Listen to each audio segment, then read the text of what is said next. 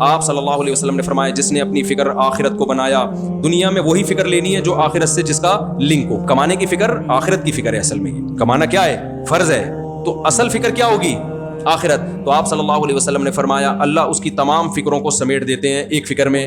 تو بتاؤ جس کی ایک فکر ہو، زیادہ فکریں ہو، وہ سکون میں ہوگا، یہ ایک فکر والا سکون میں ہوگا۔ جعل اللہ غناہ فی قلبی، دوسری بات اللہ اس کے دل میں غنا پیدا کر دیتا ہے، غریب ترین ہو کے بھی وہ اپنے آپ کو کروڑ پتی سمجھ رہا ہوتا ہے، کیونکہ اب اس کی فکر دنیا رہی نہیں ہے۔ اور تیسری بات اتتہ الدنیا وہی راغمہ، دنیا اس کے پاس آئے گی ناک رگڑتے ہوئے، ذلیل ہو کے آئے گی۔ اور فرمایا من کانت الدنیا ہمہ، جس نے دنیا کو اپنی فکر بنا لیا، جعل اللہ فقرہ بین عینیہ، تو اللہ تعالیٰ فقر و فاقہ اس کے سامنے رکھ دیں گے۔ آج میں مشاہدہ کر رہا ہوں، کروڑوں روپے کا بزنس ہے، اربوں کھربوں روپے کی فیکٹریوں کے مالک ہیں، میرے پاس آئے ہیں کہ ہمیں ڈپریشن ہے، ہمیں ڈر لگا رہتا ہے اس پہ آگ نہ لگ جائے۔ میں کہتا ہوں بھائی اتنا پیسہ تمہارے پاس بینکوں میں ہے، یہ پوری بھی تباہ ہو جائے نا تو 7 نسلیں کھا سکتی ہیں۔ اور یہ وہ لوگ ہیں جو ٹوپیوں داڑھی والے، ان کی بات کر رہا ہوں۔ تو نبی نے فرمایا جس نے دنیا کو فکر بنا لیا تو یہ اس کی خوش فہمی ہے کہ دنیا آنے سے اس کا پیٹ بھر جائے گا، وہ خوش زندگی گزارے گا۔ فرمایا جعل اللہ فقرہ بین عینیہ، اللہ فقر و فاقہ اس کی نگاہوں کے بالکل سامنے۔